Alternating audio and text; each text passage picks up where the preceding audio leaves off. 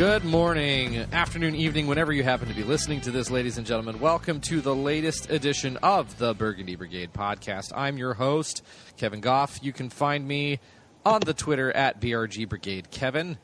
Joined as usual by my good friend, excellent co-host, and all-around badass, Aaron Music at Avalangelist.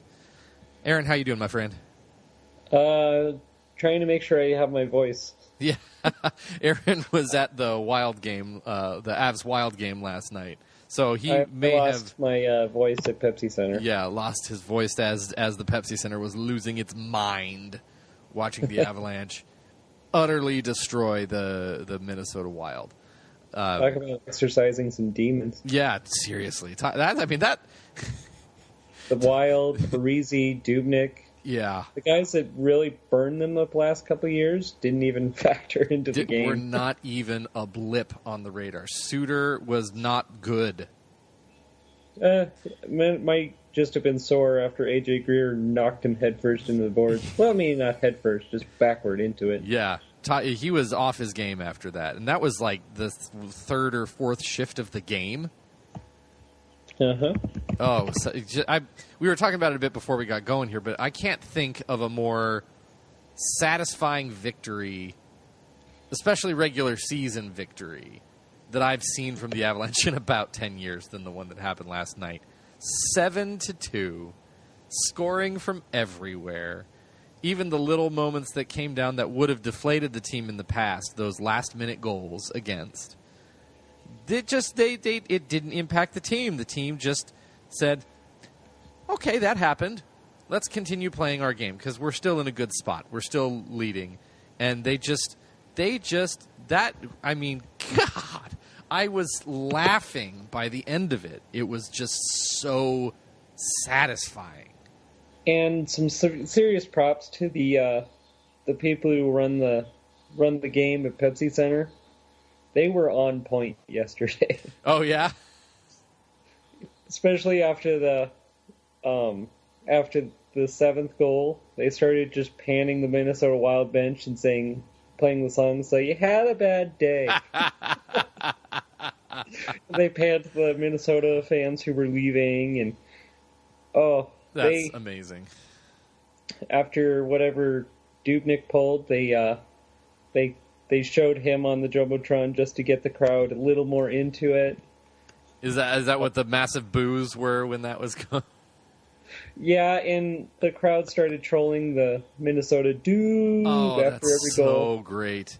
That's so great. I have long been one who has wanted the goalie trolling to come back with all the the Dubnyk.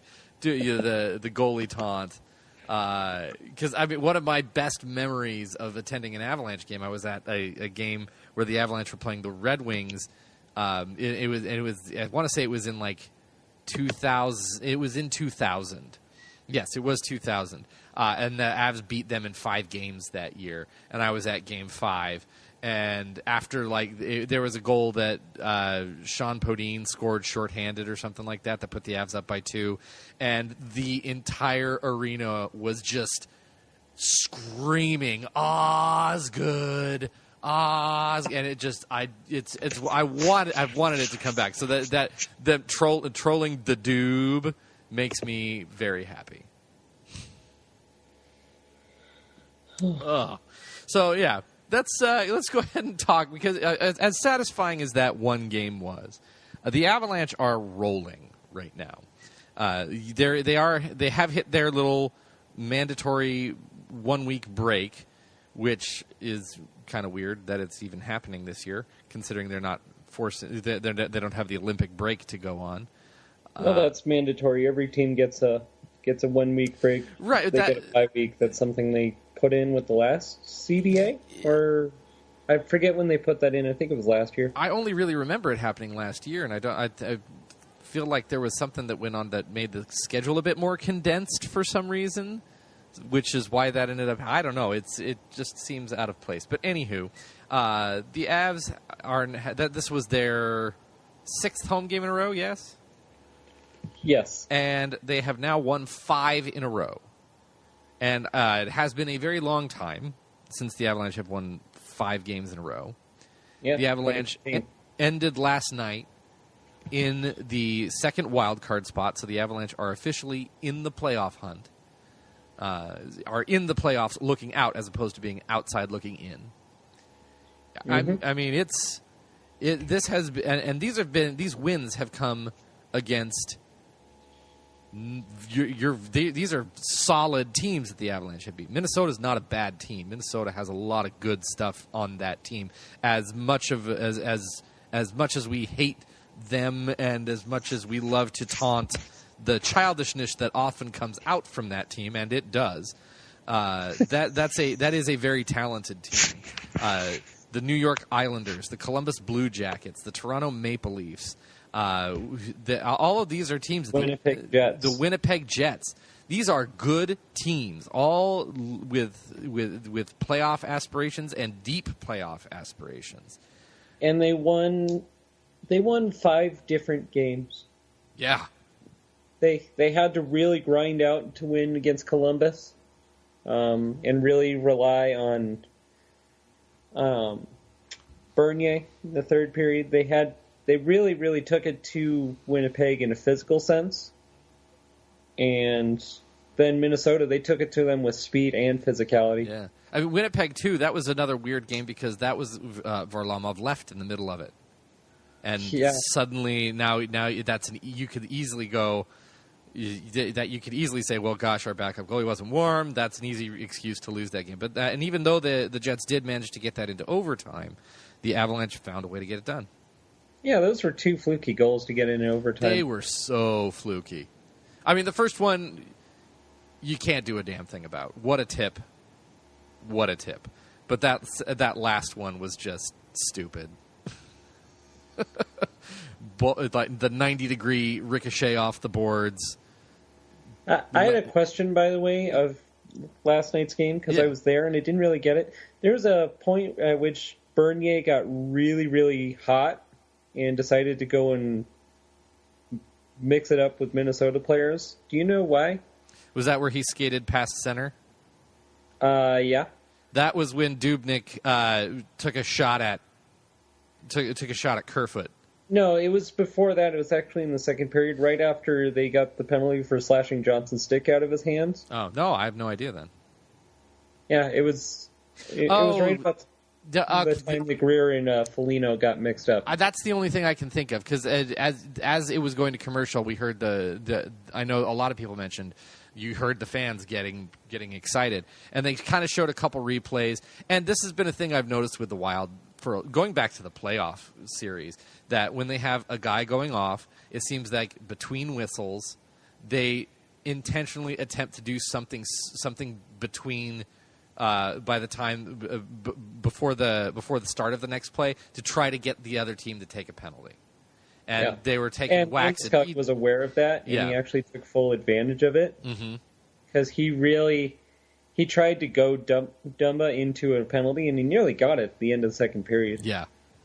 Like, Dumba kept chatting it in, chirping, and Landeskog chirped right back. It was actually pretty fun. Yeah.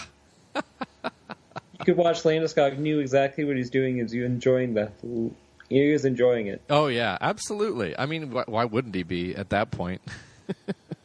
It was 4-2 at that point, but still, the Avalanche were handily in control of the game.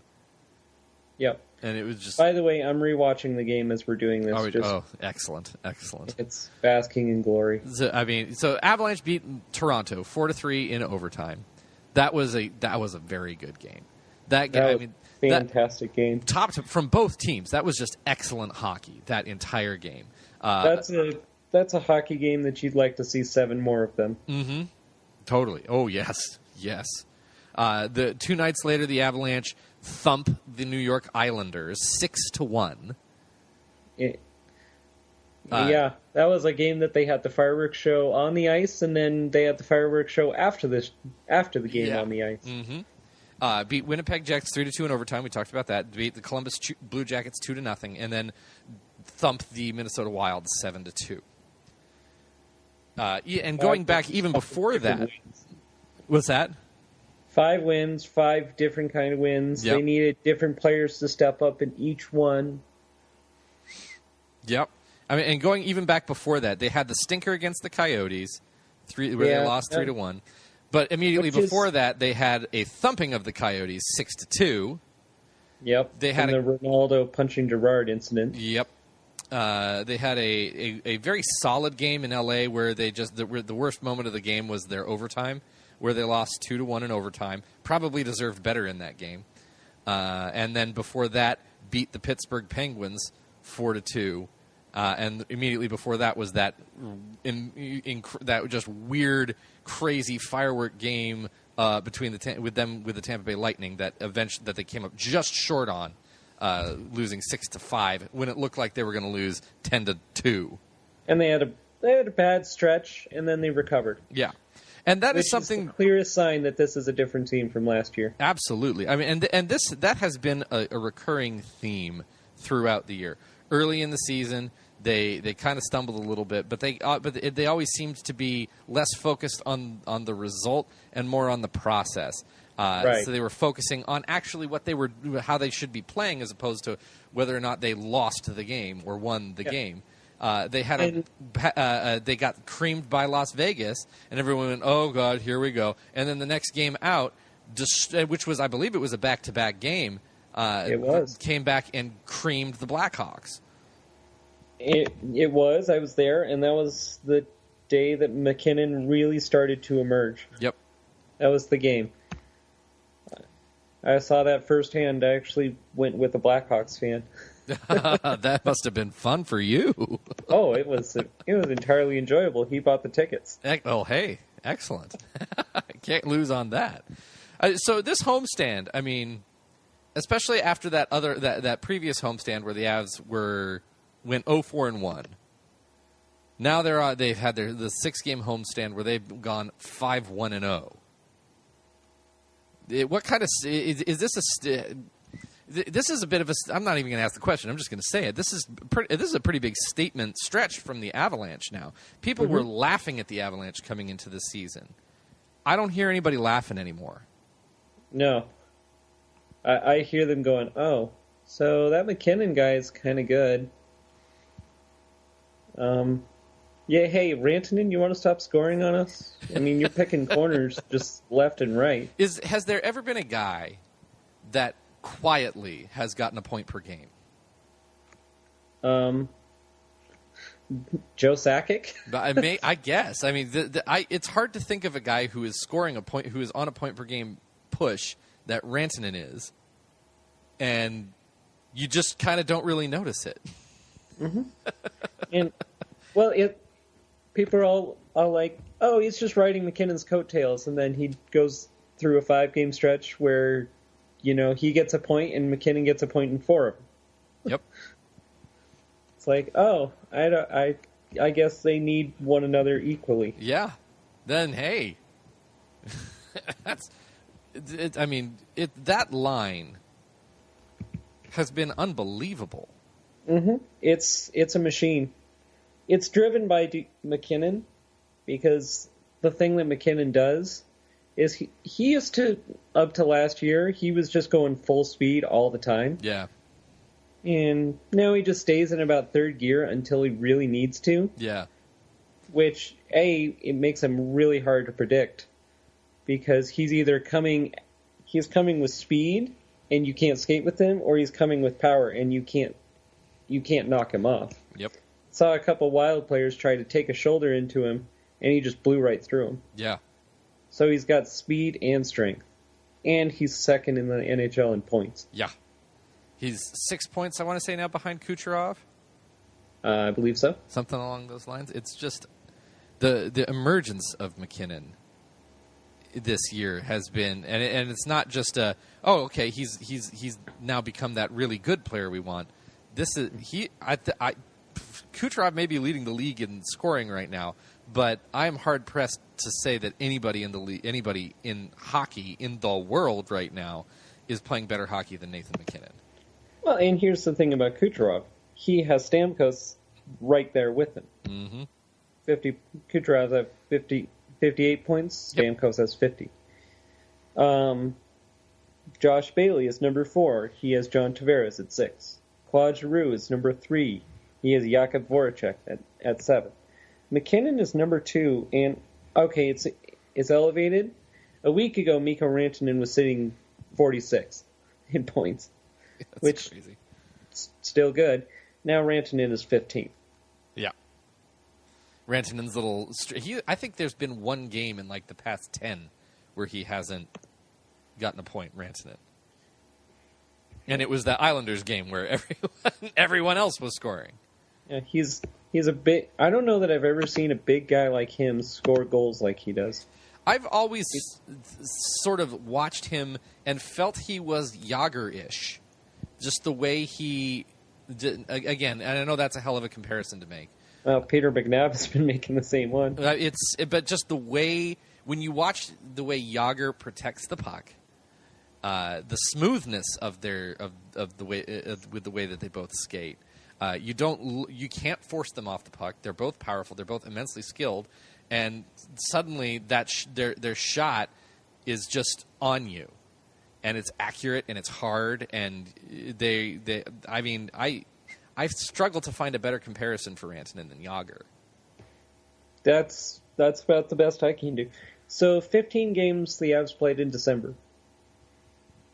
How many games do you want to figure Rantanen had a point in? God. I'll say 12. You're exactly right. That's unbelievable. He had no points against the Devils, no points against the Lightning, the first Lightning game in Tampa, and he had no points against the Islanders. 6 goals, he didn't have a point. That's crazy. I remember Haynes was laughing about that too. He's like, it's 6-2. Guess who doesn't have a point? Rantanen. And yeah, there was a good chuckle going through there. So yeah, he's riding a 3-game point streak where he has 8 points. I got to think that Nathan McKinnon's probably. Did they do Player of the Month from December yet? I'm sure they did. They did. I don't think McKinnon got named. He didn't. It's hard to do twice in a row for sure, but if there was a guy that was deserving of it. It's a dynamic duo, and Landeskog plays the part perfectly. Again, and Landeskog quietly has 15 goals. Yes, and he's the sandpaper on that line. He's also really, really good on defense. Can I say about the most the most impressive thing that this line does? This is not a sheltered line. They face the top lines. Yeah, this is not the line that they go, oh, their fourth line is out. Let's make sure that it's against them. Only offensive zone starts and yada, yada, yada. This team is going head-to-head with the top player, the top line on every single opposing team. And they're not just... And they're producing this much at that pace against the best players on the other team. So, do people still want Seth Jones instead of McKinnon? I don't think so anymore. Yeah, those people are Florida Panther fans. Yeah. Right. God. Oh man, no, yeah. Up to this season, you could have made that argument that perhaps Seth Jones would have been the. Seth Jones is phenomenal. Yeah, I would absolutely. say Seth Jones is one of the few defensemen who actually slowed McKinnon down, who could actually play him. Yeah. Because he could skate with him and he could play the body. Yep. So I'll give him all the credit. But thanks to the O'Reilly trade, we have another defenseman who's playing just as well. Indeed. Nikita Zadorov. Talking about, I tweeted this out the other day, that one of my favorite parts about the Avalanche this season is they currently, and it's the first time in a long time, they have 2 guys on the roster who legitimately make the other team go, oh, crap. One we just talked about in McKinnon. You see, as soon as he gets the puck, everybody in the building is going, that's not for the Avalanche, is going, oh, crap, oh, crap. And the other, of course, is Nikita Zadorov. Yeah. Oh, I think my mom's calling. I need to really change lines. I think I've got a cramp. I can't take this shift. Exactly. I mean, The way he has asserted himself in not just defensively, defensively, absolutely. He's quietly picking up points and he's moving the puck really well, either by skating it out of the zone or finding open guys to pass to. Yeah, I don't know what clicked for him, but something very obviously clicked, and he's got to be one of the most feared defensemen right now in the league. He was saying that he really got back to where he was before he got injured last year, and that has really helped his confidence. It seems like once a game he lays a good one on someone. He got hits yesterday. He got Granlund with a really good one yesterday. It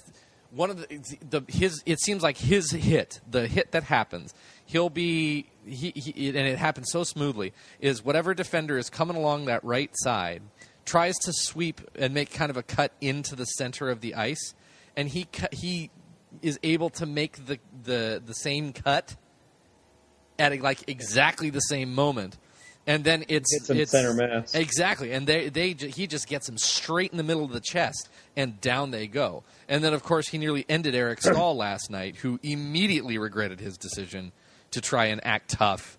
That whole play was such an innocent thing. There was no need at all to try to throw an elbow in there like Staal did. He was good. I mean, he went to try to play the puck. Zadorov just said, "I'm just going to make sure you can't do this." Shoved him off the puck. There was nothing dirty about the play. He didn't run him face first into the boards. He didn't cross-check him in the back. He just took his muscle mass and shoved him completely off the puck. Staal never had a chance, and Stahl's not a small guy. And in comes Staal with an elbow, and Zadorov is like, "That's cute." You need to eat ice now. Yeah, that was. It's just been a microcosm of what his game has become this year. It's intimidating. It's dominating, and it's responsible. Yeah, it's responsible, and it makes every single player on the opposing team need to know where he is, because they know if they lose their focus for a second, they're going to be on their back, and there's going to be nothing wrong with what just happened. Yeah, and Bednar uses him and Eric Johnson. They're not always paired together, but they are sent. It's at least one of them is sent out there for 90% of the defensive zone draws. Mm-hmm. And they really need it, both. Yeah. Bednar likes to use Johnson with Girard as much as he can, which I like. He likes to use Zadorov with either Barberio or Nemeth or whoever else. And the way Bednar's been using both of them is actually very smart. It's been interesting like Bednar a lot. Yeah, it's been very interesting to watch the the defensive pairs coming on the ice, because it doesn't seem like there's any 100% set group. Whenever this guy is out, this other guy is always out with him. It seems like there is a lot of rotating. Johnson's occasionally with Lindholm, occasionally with Girard, occasionally with Zadorov. Barberio, same thing. All of these guys, but they all know what, and it's great. They all, for once, it seems like the defense is always on the same page. And everyone is comfortable with everyone, it seems like. Which leads up to communication. They talk a lot on the ice. Bednar's even said he's happy with the amount of talk that the players have on the ice. And that's something that's really special. The thing we always complained about was there isn't a whole lot of talk going on the Avs. Mm-hmm. But there are three things that I can figure out with Bednar that are the core to his system, the way that he plays. First one, you will skate. Doesn't matter who you are, you will skate. And you will skate the entire time, or you will not play. And then on defense, it's very simple. Clear out the front of the net, make the goaltender see the shot, don't give up rebounds. Or if there are rebounds, get to them. On the offense, completely the other side, get in front of the goaltender. He uses a lot of moving screens to try and... Because a stable screen is actually easier for a goaltender. I mean, it's not easy, period. Sure. But it is... They can say, oh, we can see... I can lean around. But if you have a player skating in front right as the time the puck's going along, that's what really, really hard. Yeah. The moment when you lose the puck is hard to predict.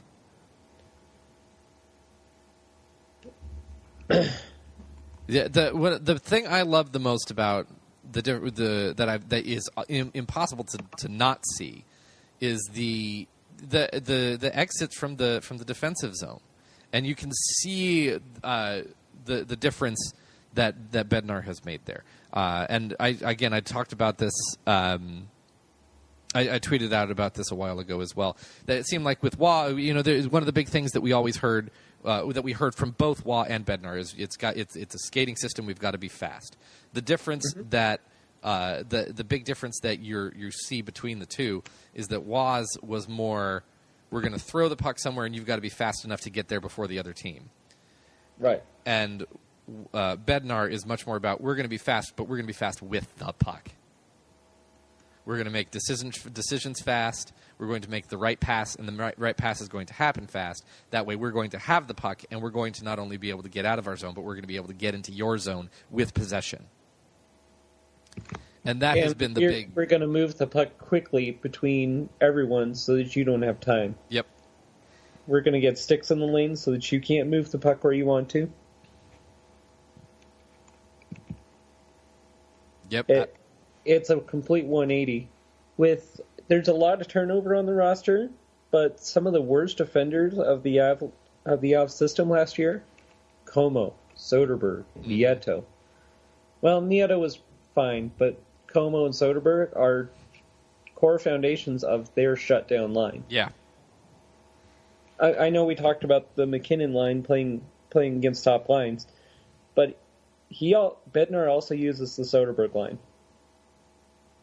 He takes a lot of those defensive responsibilities.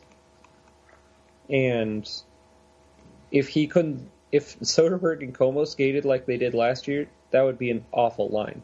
Yeah, that would be a bad line. But this year, it's a line that can actually defend their own blue line and get the puck moving the other way. They can cycle it to wear down the defense and wait for the McKinnon line or Kerfoot's line. Kerfoot's line is pretty fast too. Allow the other lines to come in with some more speed and energy, and that's how you get flow. That's how you actually retain possession over multiple shifts. Yeah. Yeah, no, it's another thing I have to give Bednar credit for is it seems that the areas where the Avalanche have found themselves struggling, they don't stay that way for a long time. I mean, the beginning of the season, the PK was atrocious, especially on the road. Now it's top 10 in the league. It's the best. They find a way to make small adjustments to make a large difference. Yep. The power play, of course, has gone through. Obviously, it started out the year on fire.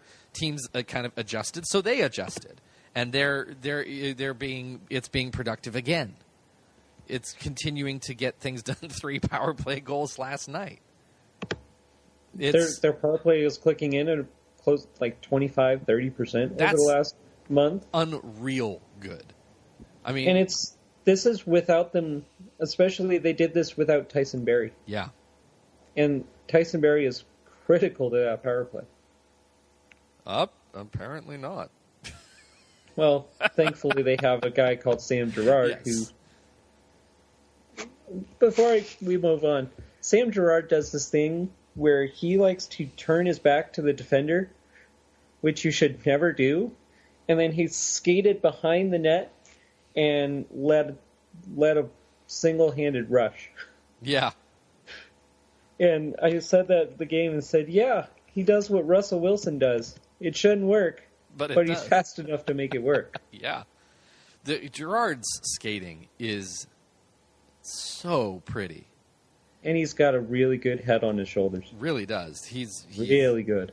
I mean, the edge work he has too. He can stop and start and change directions on a dime. And he's lost. He's so shifty in his defensive zone. He's a one-man breakout. He gets going one way, makes a quick stop, and cuts the other way. And the forward or the forechecker has no choice but to loop around. And by the time he gets around, he's already out of the zone. Yeah. Where'd he go? Where'd you go? And he's 19. He's 19. Seriously, that should make all of us go, oh, it's exciting yes. to think about what the Avs defense is going to become. I mean, Zadorov I feel like he's starting to elevate and become not just the top pair, might be the Avs' best defenseman. Eric Johnson still claims that, but he's eking in on Eric Johnson's title. Yeah, he certainly is. So, I mean, at this point, the only down thing that you can say about the Avalanche right now is they're a little banged up. They are a little banged up, which is why this bye week is coming at a good time. Yeah, it's about the only reason that it's at a good time, because you're on a run like this. Their last 10 games has been so very good. Right. And you want to be able to keep that momentum going, but it's going to be good. They're going to be getting guys like Andrew Ghetto back. They're going to be getting JT Compher back. They'll be getting Semyon Varlamov back.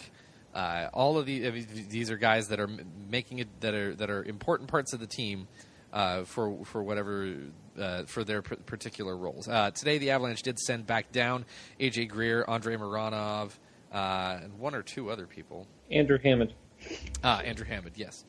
So that assumption, of course, is with the week off, we should be seeing all those other people coming back in. At least Varlamov, I believe. The other two, I think they just want them to play for the week. Yeah, that's probable as well. And it's so it's coming. Like you said, it's coming at a good time. Get healthy. And as long as the Avalanche continue with this mentality, and it seems like that Arizona game again finally made it click. Oh, we do have to work every night. Yeah, specifically, they waited until the third period to really get things going against Arizona. Yeah. I will give credit to Arizona, though. Their the goaltender, Antti Ranta, had a great game. Yeah, he stopped a couple really grade A chances. He did. Without rebounds. He did. He also got a few posts benefiting him. I think there were three posts in the third period of that particular game. But again, Avalanche should never have put themselves in that position. Right. They stopped skating and they figured out what happened. Yeah, and as long as if this team comes out every night and works as hard as they can, there are not a lot of teams in the league that are going to just roll past them. They might not win every game, obviously, but you'll be hard pressed to find a team that won't struggle keeping up with them, because the Avalanche are fast, physical, strong, and most importantly, right now they're being very smart. I have nothing to say here. This is just I've seen two teams that can skate with the Avalanche. Tampa Bay, Columbus. Yep. Mm-hmm. Maybe a little Toronto. I mean, Pittsburgh is a team that could skate with the Avalanche, and the Avs dominated them. No, they can't. Well, okay. I don't know if they're a few of their lines can, because I mean, you can't say that Malkin can't skate with the Avalanche. Oh, there are parts of every team that can skate with them, but but they're skating through it all. They're skating through it all? No way. Yep. Columbus's top pairing of Werenski and Jones might be my favorite top pairing in the league right now. That's going to be a really good pairing for a long time. Yeah. Neither of those teams is north of 23. Yep. Neither of those guys. Oh, crazy. That's... while we're talking about young players, a couple other young Avalanche players that are not officially Avalanche players yet that had themselves a pretty good week as well. Connor Timmins and Cale Makar. Both both gold medal winners for Team Canada at the World Junior Championships. I know Louis was super happy about that.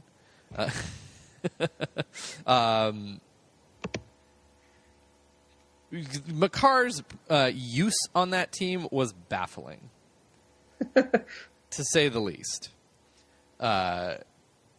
And, maybe I just got my burgundy glasses on or whatever, and I didn't get to see every game Canada played, but the games that I watched, Jake Bean over Cale Makar was a stupid choice. Cale Makar had, 7 points in that tournament?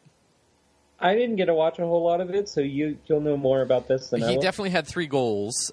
He was tied for the lead, for the team lead in scoring going into the gold medal game. I'm pretty sure was voted to the tournament all-star team, voted on by the media. Averaged 6 or 7 minutes a game, and it just, the moments that he did get to show himself, boy, did he show himself well. It showed that same kind of ridiculous puck confidence that you're seeing out of Girard, just dancing through 2 or 3 guys here and there, and no one could take the puck away. Showed a really good, deceptive, accurate shot, and was responsible defensively when he had to be. Played well defensively. And then, of course, Connor Timmins, you could not get the broadcasting teams to stop talking about Connor Timmins. They talked about him like Chris Collinsworth talks about Tom Brady? Yeah, about right. It was they were gushing over Connor Timmins. Ray Ferraro was sitting there going, "Oh, another great play by Connor Timmins. You'll never notice it, but what a great play." Every single time he was on the ice. That's a great play by Timmins, Ray. That's not how Ray Ferraro sounds. I don't know. Sometimes the Canadian really comes out of him sometimes. Yeah, it certainly does. But Connor Timmins, I think, and a lot of people said this, was probably the revelation of the junior tournament. And had it not been for Middlestat lighting the world on fire, and Middlestat absolutely deserved the tournament MVP, he was outstanding. I would have said that Connor Timmins would have been an easy choice for tournament MVP because he was just so good. What made him so good? Every decision he made was the right one. Everything he did, and it was all. Frequently, it was out of the corner with 2 other opposition players right on top of him, and then he makes a little move here, small pass there, and they're out of the zone going the other way. He picked his spots really well. There was he scored a goal against, what round was it? It was one of the elimination rounds. I think it was Switzerland then, where he just saw everyone was standing still watching the dude with the puck, and he just went, "Okay, I'm just going to go take all this space in front of me," and one-timed a great shot. Not even your classic one-timer. It was coming to him for his forehand side, so he had to actually kind of adjust it and shovel it forward and put it straight in. I saw Dario Ranzoni, or Ranzoni. I don't know how to say your name, Dario. I'm sorry. Dario in Denver. Yeah. Yes, him. Was watching him going. I believe his exact tweet was, "I don't know how many Avalanche fans are going to like this, but I see a ton of Ryan Suter in Connor Timmins." I love that. And that it was the if gold we could medal get Ryan winning Suter without the 13 years. the gold medal winning goal was 100% Connor Timmins being aware, and just being aware and not letting the moment force him into an action. He could have easily gotten the puck right there, shot it straight into the pads of the guy standing in front of him, but he faked the shot and looked around, saw the lane, made a perfect pass, and everyone was frozen looking at him. The goalie never had a shot. The maturity, the poise, the straight ice in his veins, and the way he made a ton of things. There were a ton of times in that tournament where he was probably the guy that could have gotten a third or fourth assist, but the play all started because he made the right choice, and got the team going in the right direction. That's pretty darn exciting. Yeah. I mean, people loved him in training camp too. Connor Timmins might be a guy. Stick around a little longer than people thought he would. It wouldn't be a shock to see the Avalanche sign him at some point this year, get him in his ELC. Doesn't necessarily mean that he'll come up to the team since he plays Major Junior. He could go back and play another year down in Sault Ste. Marie if he needed to. But there's a lot of good stuff coming out of that kid. And this is nothing new. The Avs have acquired and drafted a slew of defensemen. Started with Zadorov. Milosh. Mm-hmm. He's trying to get his footing in the minor league, mostly because the Avs are sharing that. Yeah. And he's kind of gone between the AHL and the ECHL, and every time he goes down to the ECHL, he's shown he's way too good to be there. Right. So he's on the development path. They still have Bigra. They have Andrei Mironov. Yeah. They're trying to figure out a spot for him. They have. Let's see who else. It's hard to hold all these people in my brain. Yeah, Boykov, of course, who's still injured, unfortunately, after the preseason, but he's been promising when he got to play the last couple of years.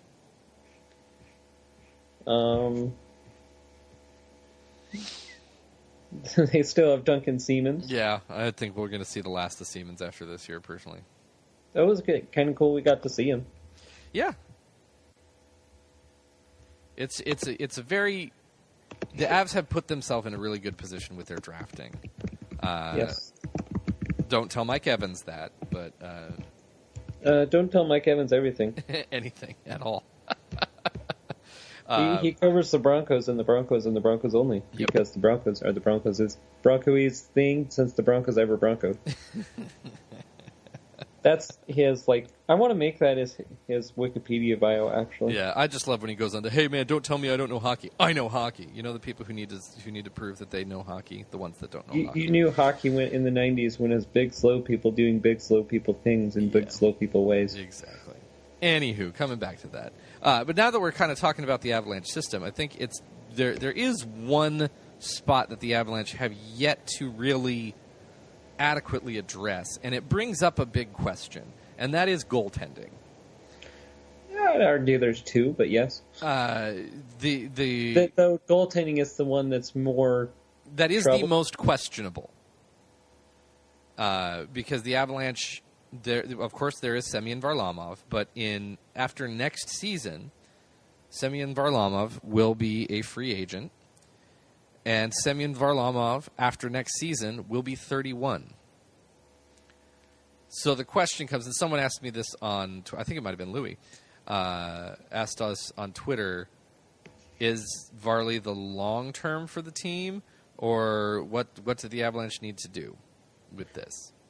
And that's a hell of a good question, because in the system there is Spencer Martin, and there is some promise with Spencer Martin. But you never really know until you get him there. And Spencer Martin kind of tops out as a backup for me. Yeah. I mean, it's really hard to tell. Then, of course, the Avalanche have within their system, the other two goalies they have are Adam Werner, who was a very kind of out there pick in the 5th round. Has a lot of physical capabilities. He's huge. And I remember the development camp that I got to see him is incredibly athletic. But again, is unproven. Hadn't really played a lot in his junior leagues. And then, of course, this last draft, the Avalanche selected Peter Kavacha, who very much the same way. There's not a lot. It's kind of an out there pick. There's not a lot that we really know about him. They're both kind of those. Well, gosh, if they pan out, that's a hell of a draft pick. But it takes goaltenders 5 years to pan out sometimes. Yeah. So, what do the Avalanche do with goaltending? I think they have so many assets. I would say we just went over so many of the defense they have. I would use a guy like Chris Biegroff, who I think he deserves to be an NHL player. He not a top 4, but I feel like top 6 he's earned a spot. The Avs just have so much depth, which is an interesting thing to say, that they should use it to find. Every team has that like one young goaltender. Some teams have multiple. And I'd like to at least get a guy that's going to be that guy. Is there anyone that stands out? Get someone who at least... the only one that really comes to mind is Soros. He's in Nashville. And I'm not sure what Nashville would want for him. Pekarine's not that young. He's 35, as a matter of fact. And... so they need to really replace him, so I don't know that that's viable. But he's 22, he's at the end of his entry-level contract. He's got all the physical tools. He plays this position very well. He's very, very big. And I feel like he's a kind of goaltender that you could really win with. That's the only one who really comes to mind. Yeah. It's something to think about, definitely. Because, as far as free agency is concerned, in 2 seasons, here are the big-name free agents. Sergei Bobrovsky, and we know he isn't going anywhere. Pekarine, who after next season will be either 36 or 37. Depending on I don't know when his birthday is. So if he's turned 35 already this year... because he's 35 now. If he's turned 35 during this season, then he'll be 36. But if he still has yet to turn 36 this year, then after next season, he'll be 37. Then there's Varlamov. Then there's Marc-Andre Fleury, who after next season will be 34 or 35. And, of course, there's Mike Smith, but, yeah, no. Jimmy Howard, yeah, no. Cam Talbot. Steve Mason, Brian Elliott, and Anders Nilsson. Those are your top 10. I'd also, other guys I'm looking through here, Ville Husso, who the Avs are getting a great look at because he's actually in their system, but not in their... That's true. He's in the minor league club, but not in their system. Right. So that'd be kind of a funny trade. Get the player and not even be like, okay, you're just going to stay there. I don't know that St. Louis fans I talk to say that that's the one guy that they're like, nope, don't trade him ever. They really, really like him. Which, they do have Jake Allen signed for a long, long time. That's true. The goaltending is really the one spot where draft wise you look at what they've done with it and just gone, I don't get it. Obviously, you don't want to take a huge shot in the first round, where the Avalanche have been drafting recently on a lot of those goaltending prospects that were there. But at the same time, I wouldn't mind seeing the Avalanche pursue some of those more highly touted goaltending prospects. Mm-hmm. Especially if they get 2 first-round draft picks this year, they could use the second of the 2 on a highly ranked goaltender. They certainly could. Or if maybe it ends up being next season, because I kind of feel like Ottawa's going to end up in that lottery. I don't think that's going to happen. I think Ottawa's going to start to turn the corner. No, that'd be nice. Duchesne has had a good last 3 games there. He's scored, I think, in each of those last 3 games. Yes. And he's getting hot. Ottawa will get hot. So that makes a difference. Cool. Yeah. It'll be an interesting thing to watch because I mean, there's not a lot that's going to be open via free agency for goaltending. I mean, it's hard to know anything about the two prospects, Werner and Kavacha, because they play in Europe, and it's hard. It's definitely hard to monitor that. And I mean, trading for one is, especially one that is going to be a highly touted prospect, that's not going to be cheap. No, it's not. And the Avs are I think in a place where they're still kind of in that place where I don't think they want to give up a lot as far as their assets are concerned. No, but I'd also like them to have some options behind a goaltender who has kind of a wonky groin. Yeah, absolutely. I 100% agree. I mean, Bernier's been good, but he's also 29. Yes, so indeed. How long can he keep this level of play up? Could he be a starter for you? Those are two questions you need to answer. And if the Avs can find goaltenders the way that they found defensemen, then goodness gracious. They found Girard. They found Timmins. They found Makar. But that's something they have to do. They also have to seriously address scoring from the wings. They need to find players who can consistently put pucks toward the net, pucks in the net, all of that. Yeah, agreed. And they have. I really am interested to see what happens to Victor Kamenev, because he seems to have a lot of. There's definitely a lot of promise there. Yeah. Behind. Hopefully his arm heals well and he can come in next season and be a difference maker in that sense. Yes.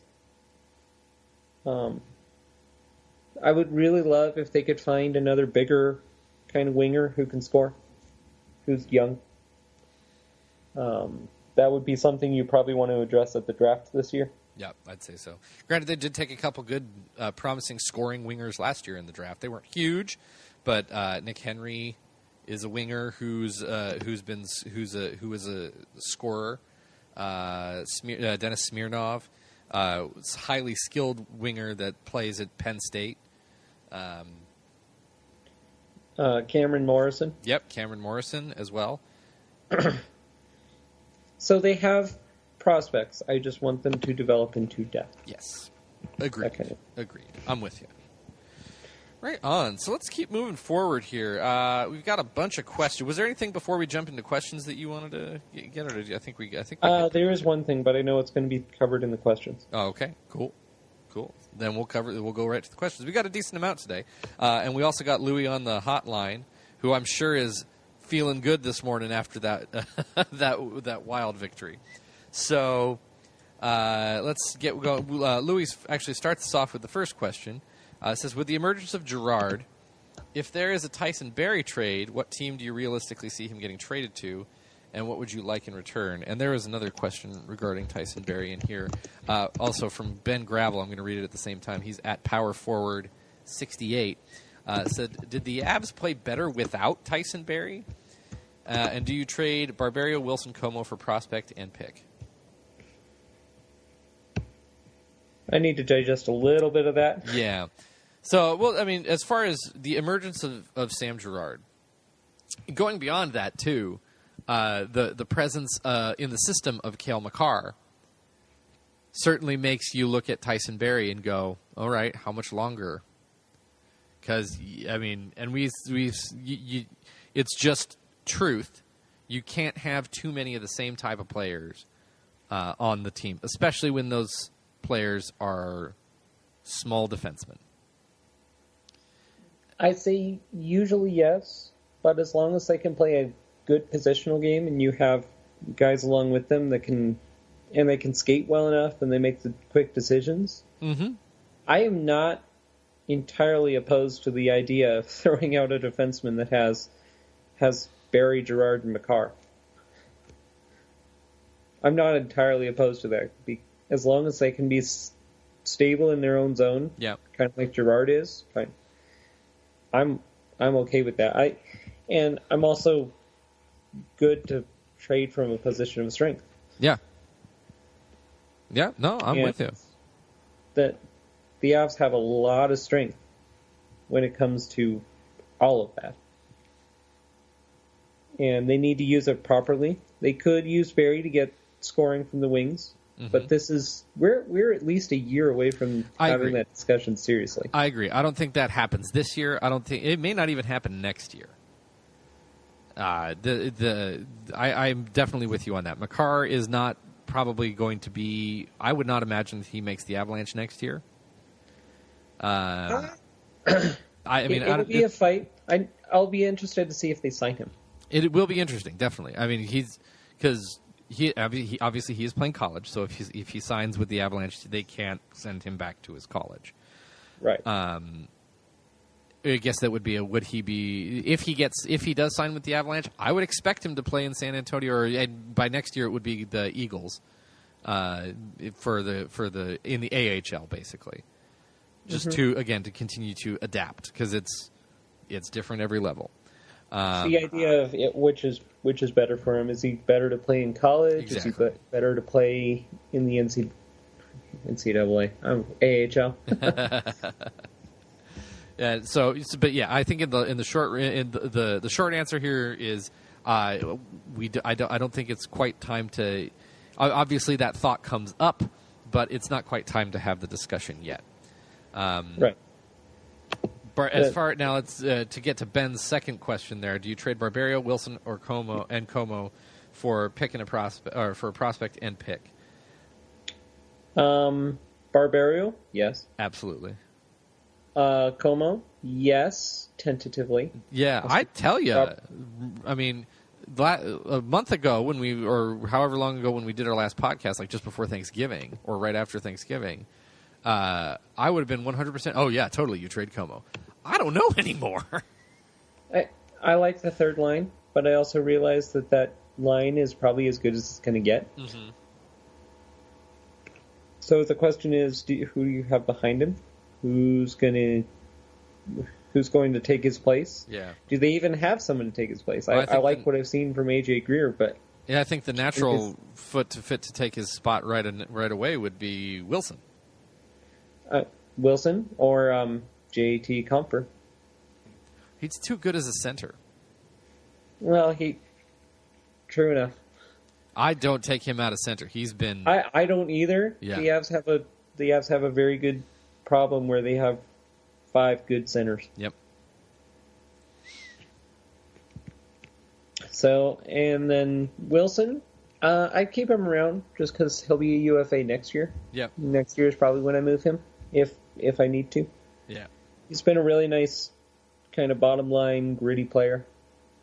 Agreed. He struggled a bit at the start of the season, but it has come for him.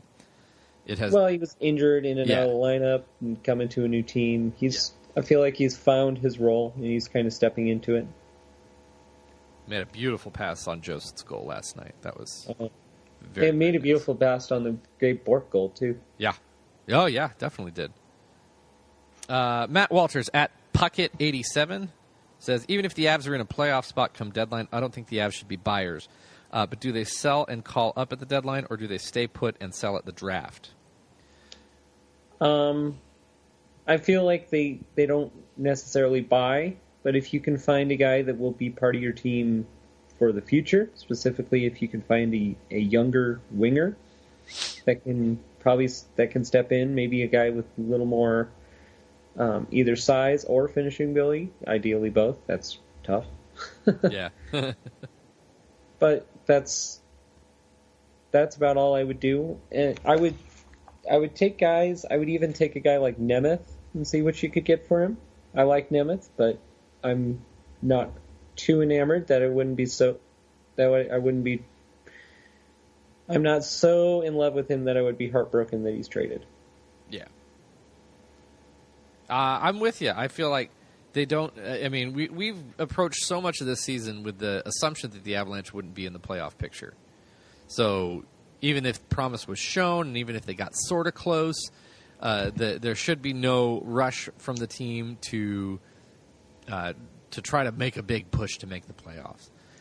Now that they're in the playoff picture and very much a part of it, obviously there's still some time before we get to the trade deadline, and the Avs can either move up or down in the standings before then. But if it were happening today, I'd say you're not looking to buy, but you walk by the store, maybe. You just kind of look in the window and you see if there's that really, really good deal. That, hey, if Ottawa's going to get rid of Erik Karlsson, we'll just ship their first-round draft pick back to him. Yeah, there you go. It's literally playing with house money to win a jackpot. That's so funny.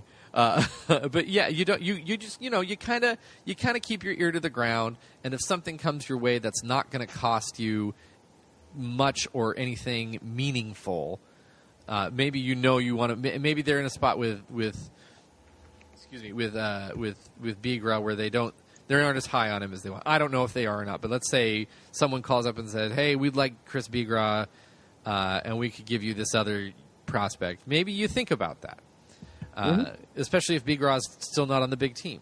Otherwise, I completely agree with you. I completely agree with you, Matt. I don't think they need to be looking to buy at all. Maybe they don't necessarily need to look to sell, or at least sell big. So they should definitely keep their eyes open, because I would hope. I mean, they're still building. They're still looking to do some building. So they may not want to get rid of guys who are contributing right now, especially if they're still in the playoff picture. But they should be wary of teams calling and say, "Hey, we'll send you a second-round draft pick or even a first-round draft pick for this person who's doing much better than they were a year ago." Yeah, the three ideas are grow, build, develop. Yep. Grow young talent, build more pieces around them, and develop them into NHL players. Whatever you have to do it. Yep. Get it done. Because the way that you carry out the next 2 years will define the next 10. Agreed. Completely. If you do this right. We got a couple questions about guys to re-sign. So Moronic Opinions, at Moronic Opinions, asks, re-sign Bernier / Yak? He says, Bernier, yes. Yak, maybe if he gets in the 25-30 point range. Loves Yak, but he seems to lack the right line mates to really get going. What do we do with the... He's actually a guy I'd look to sell. Yeah, I early in the year it seemed like Yak was really making a push to be a guy who sticks around. He's kind of fallen off a little bit. Had a good game against Minnesota. I think he might have had 2 points that last night. He definitely had a point on Soderberg's second goal.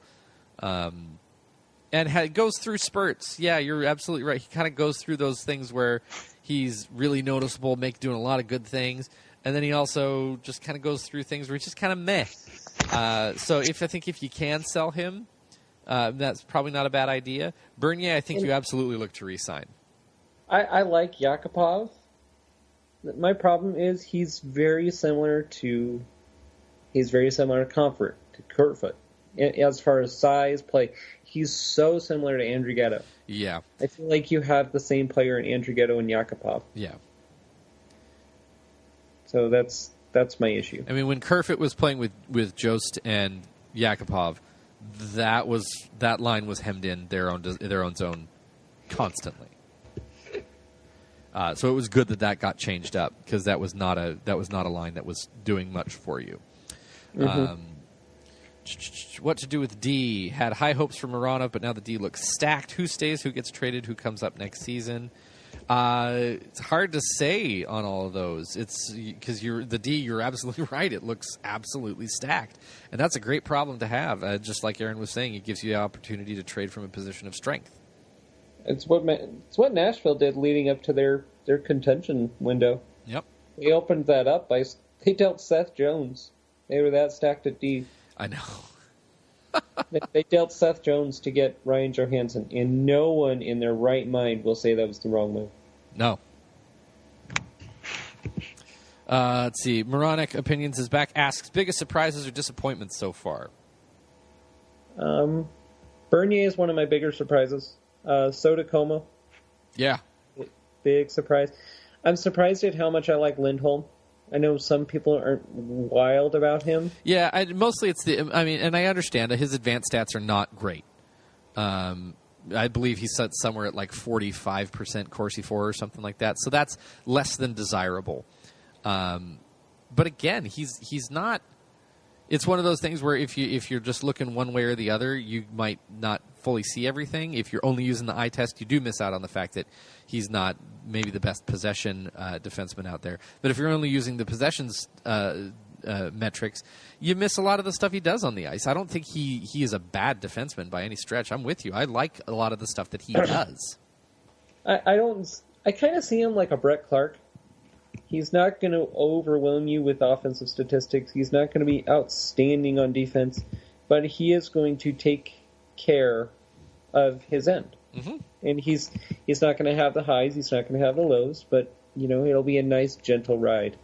Yeah. I'm with you.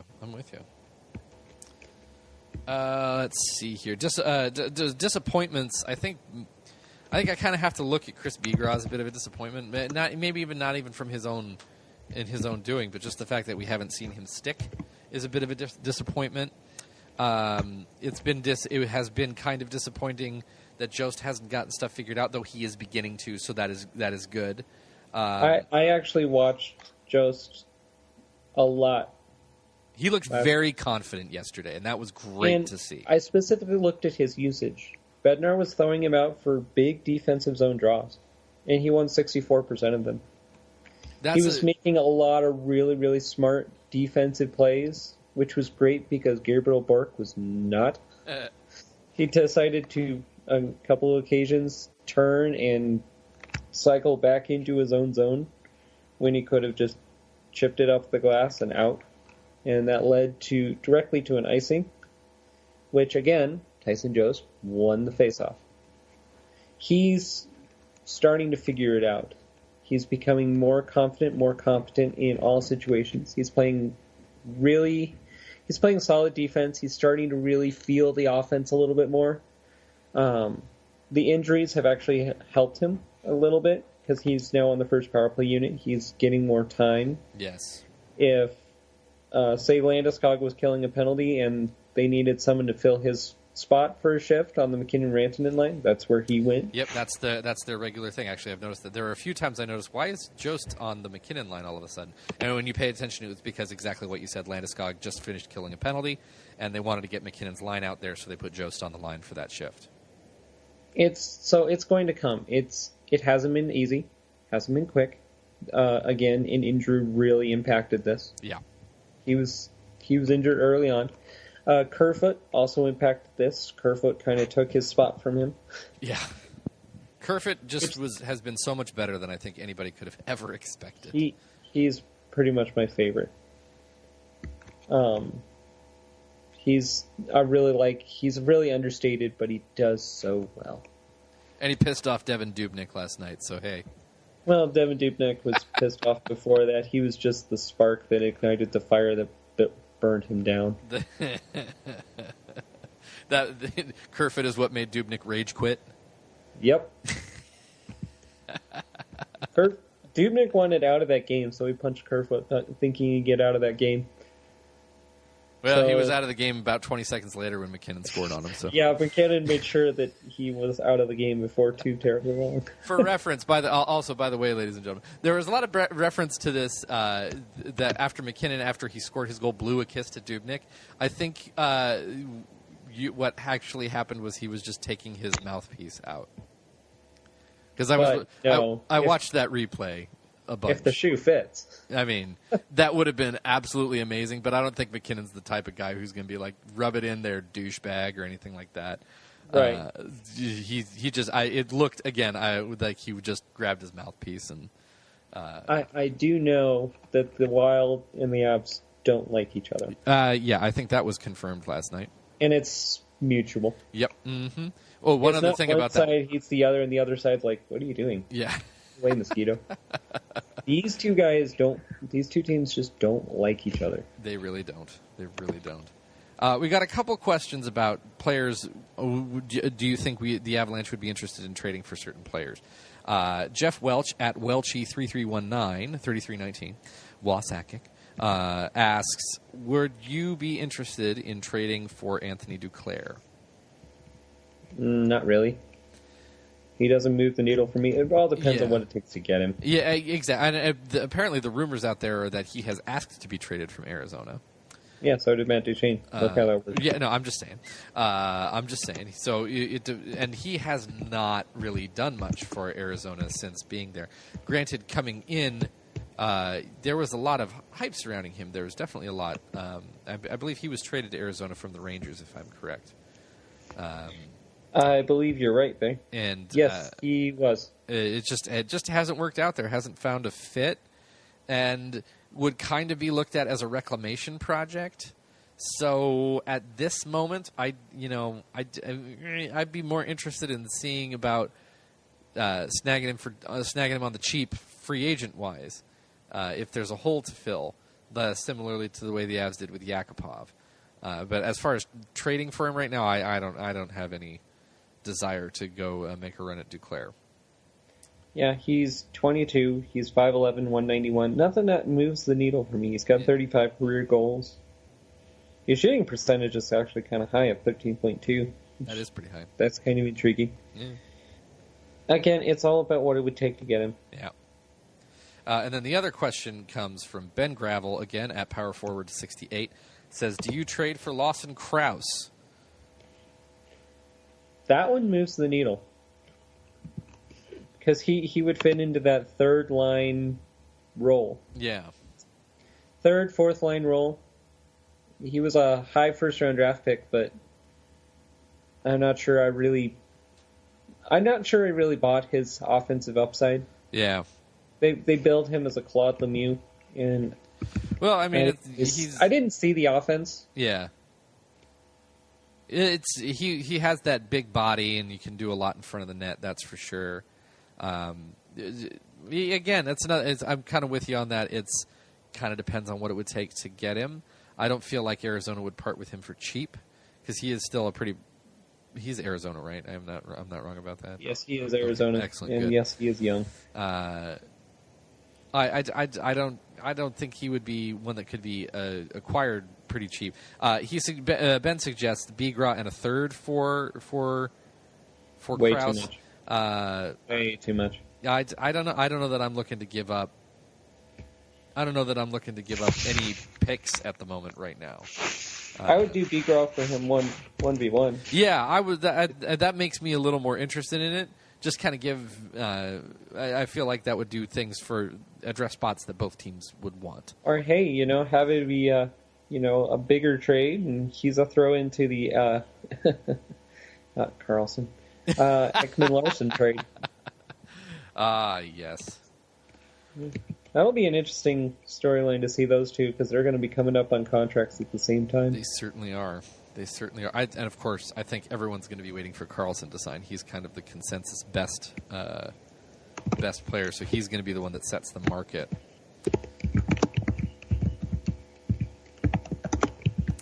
All right, I think those are all the Twitter questions I have. So let's pull up the hotline here. Cannot wait to listen to you, Louie. So again, the Burgundy Brigade hotline is 720-477-3762. And, Louie makes great use of it. And it feels like it's just the Louie line, which is great. We love Louie's calls, but, y'all can call in too and just leave your general musings and thoughts. And I know that the message says try to keep it family friendly, but you don't have to worry about that anymore. If you want to go out and F-bomb somebody, I won't be offended. So here's Louie from Southern California. Gentlemen, my boys, Kevin and Aaron, man, so amazing to be calling this morning and to hear you guys are going to be having a podcast. Oh, that game last night, man, that is just something special, something incredibly special. Our team is making that transition to learning how to win, to possibly sneaking into the playoffs. It's going to be a long, hard second half of the season because it seems like everybody is winning just as much as we are. And it kind of sucks because we're on this pace and have to take this week-long break, but man, you got to be so jazzed for what we're seeing the last month actually. So I don't know, man. I'm just incredibly happy. I hate the Wild. I detest that team so much. Ever since before they got Parise, I hated them and they had Marian Gaborik and all that nonsense. But the question I have for you guys today is, I have mixed feelings about whether or not Jared Bednar is actually going to be that guy that gets us to the cup. I don't know if this has been argued before. I mean, I think the guy's been doing an excellent job structuring our team. But do you guys think he's going to be the guy that gets us to the Stanley Cup and winning it? I'm curious to hear what you guys have to think about that. Anyways, this is Louis from Cali, guys, and appreciate everything you guys do. I love your podcast whenever it comes out, and that's why I call every time. So take care, guys. Merry Christmas, Happy New Year, all that jive. Later, man. So an interesting question, and of course, I love when Louis gets fired up. It's the best. It is absolutely the best.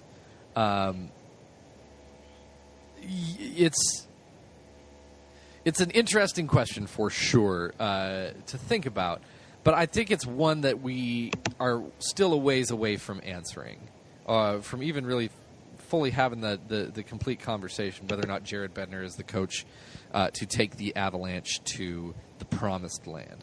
Now, I will say Jared Bednar did coach a minor league team to a championship before coming to the Avalanche.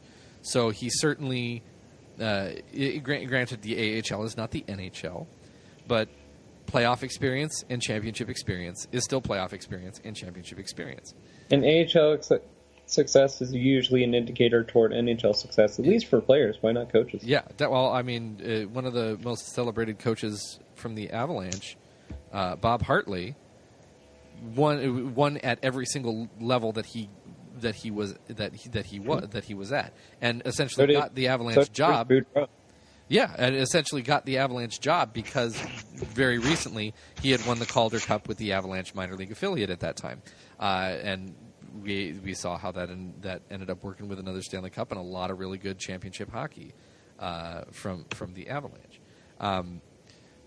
At this moment, however, we're not looking. I'm not even thinking about whether or not this is the coach to take the Avalanche to the promised land. I think we're all still answering. A lot of us are still answering the question: is this a coach to bring the team back to relevance? Yeah, and to consistent playoff appearances. Not just the 1 year we got in the playoffs and then we're off on the next two. Exactly. Is this a guy that can build a sustainable franchise and produce a sustainable on-ice product? And certainly returns at the moment are positive in that sense if you're talking about change from year one to year two. I don't think you can look from year one to year two and not say, well, yeah, that's some pretty good progress right there. I personally wipe year one from memory when it comes to assessing Bednar, almost entirely because we know the situation that he got put in. That 2 weeks before the season, Patrick Waugh quits, and now suddenly, or I guess not before the season, but before training camp. And now suddenly the team is scrambling to find a coach to coach these players that were brought into play under Patrick Waugh. So, I mean, in logic, if you're thinking about it logically, this is really the first year that Bednar had the opportunity to find the players that he wanted, to have input on that sort of thing, to build the system that he wanted, to build the coaching staff that he wanted, and implement everything that he wanted to. And at this point, I don't think you can say that it's been bad. Has there been moments of inconsistency? Sure. But one thing you can't deny is that when those things have come up, they get addressed. And they usually they figure it out. Like, they fix it. They grow, they develop, they're changing as a franchise. Their players are not making the same mistakes they made last month. And Bednar was brought in here because we thought he could develop the players develop young players and create a system that they could thrive in. And so far, he is.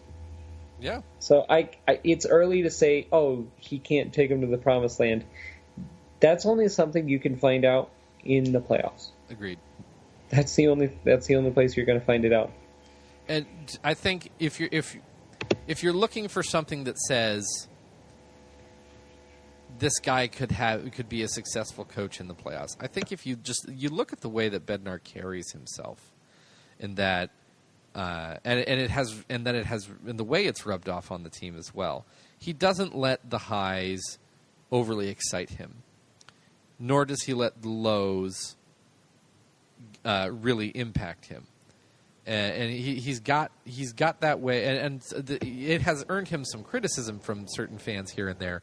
That I was going to say, aren't the fans like upset? Why isn't he getting upset? Why isn't he yelling at the... Exactly.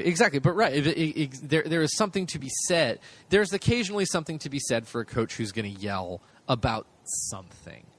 And he does make his voice heard. And he does. Yes, he absolutely does. But there is just as much to be said for a coach that doesn't allow his emotions to sway him at the drop of a hat.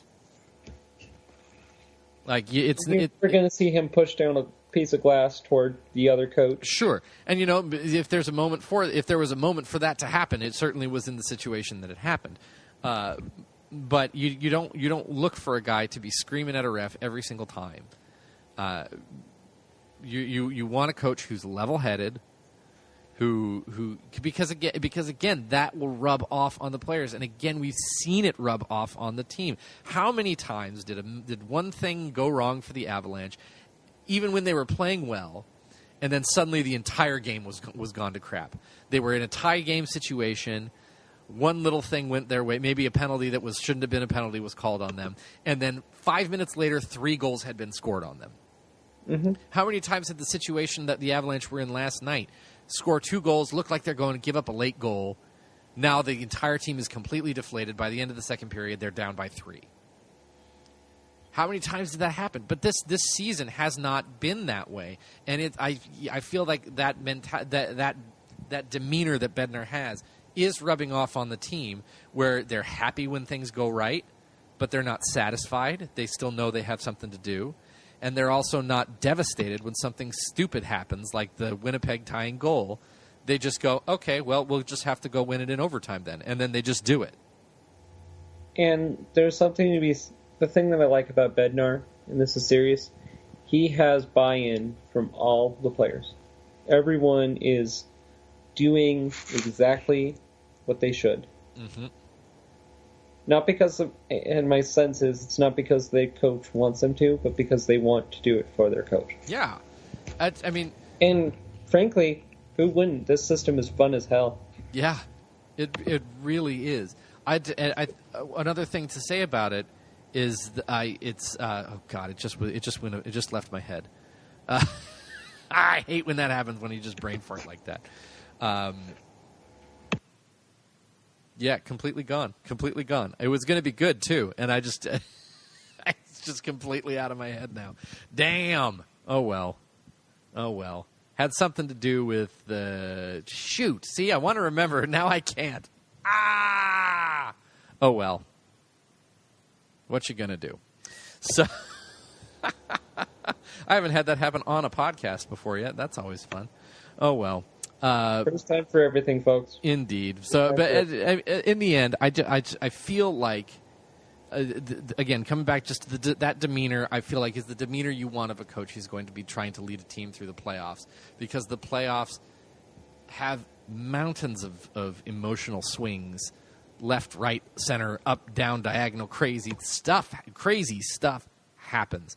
And if the coach can't handle it with a level head, how are you going to be able to expect the team to handle it with a level head? So I feel like that's a big point in his favor for that. Right on. Well, we certainly let ourselves talk a while on this one, didn't we? We had a lot to talk about. There was certainly a lot to talk about, and it was exciting. It's exciting. Just a happy reminder at the end of a podcast that the Avalanche gobsmacked the Wild last night, 7-2. Enjoy that. On Haiti night. Yeah, are you watching are you still watching the replay? No, I'm done with it. Oh man, I'm watching the Jags and Bills be awful. Oh, love it. I tell you, I'm so done with the NFL this year. Until they can decide what the hell a catch is, I can't watch it. Well, and I'm just kind of having it on for the background. Nice. Right on. Well, thanks for sticking around with us again. We're nearing an hour and a half on this podcast. We haven't had one this long in a little while. But by the way, on Milan Hajduk night, just about the coolest thing was having his team bring out the banner for him. That was That was the whole thing. I mean, God, the banner, the Stanley Cup coming out again. That's really cool. See, that was a little frustrating because we had to stop the ceremony halfway to explain to the Minnesota fans what that was. Here, let me just real quick. That was me dropping the mic. Yeah, the Minnesota fans who decided to sit there and not clap and not recognize Hajduk. Why show up for the ceremony then? That aggravated me. Okay, we're going to have to stop here because otherwise we're going to be another hour and a half of me going on a long diatribe. Bashing on the Wild. Because, hey, why not? It's fun. Wife says I can't do that because it's her birthday. She forbids me. Oh, well, happy birthday, wife. So we're going to let you go, ladies and gentlemen. Have a great day. Thank you for sticking around with the Burgundy Brigade podcast. Again, I'm Kevin. He's Aaron, at BRG Brigade Kevin, at Avalangelist. Check us out on iTunes. Don't forget to subscribe on the iTunes. We're also on Podbean, so you can subscribe there, which I think puts it pretty much anywhere you can get your podcasts. So have a great break. Enjoy the week of no hockey. Sad day for the Avalanche. And we will talk to you guys next podcast. Take it easy.